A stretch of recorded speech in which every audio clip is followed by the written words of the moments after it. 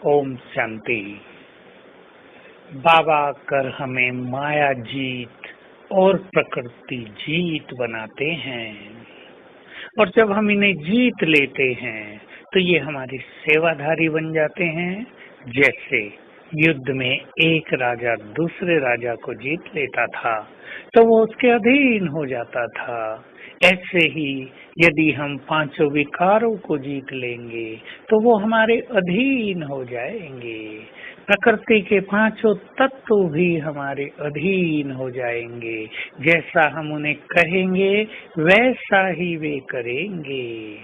इसकी यादगार है विष्णु शेष शैया पर सागर की लहरों के बीच अचल अडोल स्थिति में गीता ज्ञान में मग्न है।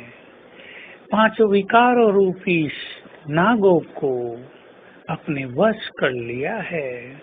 प्रकृति भी वश है।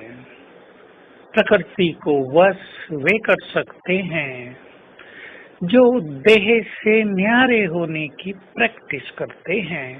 ये देह भी एक प्रकृति है। इस देह पर राज करने वाले प्रकृति पर भी राज कर लेते हैं, और देह पर राज करना माना स्वराज्य अधिकारी बनना, कर्मेंद्रियों को अपने अधीन कर लेना और सेकंड में देह भान से न्यारे हो जाना, अशरीरी हो जाना।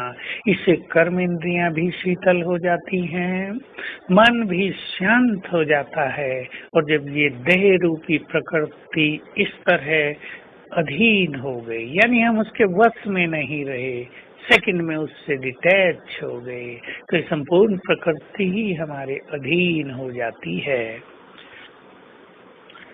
माया के पांचों विकार, काम विकार से सब जुड़े रहते हैं। जो आत्मा काम वासना को जीतने में समर्थ है वो पांचों विकारों पर सहज ही विजयी हो जाती है। गीता में भी कहा है, जो योगी काम और क्रोध के वेग को सहन करने में समर्थ है वही सच्चा योगी है।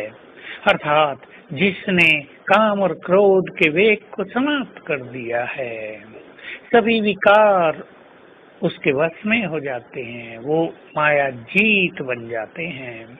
यही हमारी साधना है, और हमें जानना चाहिए कि बिना अशरीरीपन के अभ्यास के, बिना अच्छी योग साधना के कोई भी माया जीत नहीं बन सकता। इन विकारों को दबाकर नष्ट नहीं किया जा सकता, इनको तो योग अग्नि में जलाया जाता है, चित्त को शीतल किया जाता है, स्वमान में स्थित होकर अभिमान को नष्ट किया जाता है, आत्मिक वृत्ति बनाकर मोह ममता पर विजय प्राप्त की जाती है, और इच्छा मात्रम अविद्या बनकर लोभ को निर्मूल किया जाता है। कुछ नहीं चाहिए, भगवान मिल गया बस, चित्त शांत और संतुष्ट हो जाए। वे संसार के कंपटीशन से दूर हो जाते हैं। लोग बहुत धन कमा रहे हैं, उनके पास ये साधन हैं, हमारे पास क्यों नहीं है? बच्चे ऐसा कहते हैं।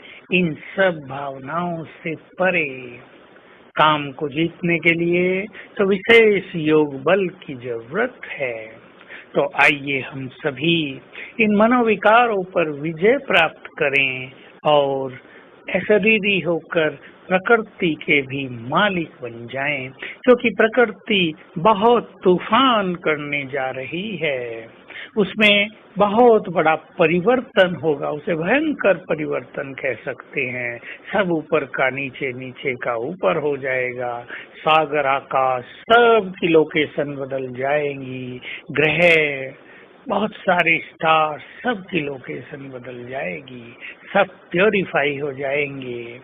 तो बहुत बड़ा परिवर्तन अब होने जा रहा है इस सृष्टि पर, और हमें माया जीत और प्रकृति जीत बनकर प्रकृति को बहुत अच्छे वाइब्रेशंस देने हैं। तो आज सारा दिन हम अभ्यास करेंगे, मैं विजयी रतन हूँ, परम पवित्र आत्मा हूँ, प्रकृति की मालिक हूँ, माया जीत हूँ, माया जीत और प्रकृति जीत हूँ। और बहुत अच्छा अभ्यास करेंगे। सेकंड में मैं आत्मा अशरीरी होकर उड़ गई परम धाम अपने प्रियतम के पास, उसको टच किया, उसके वाइब्रेशंस लिए और देह में वापस। ओम शांति।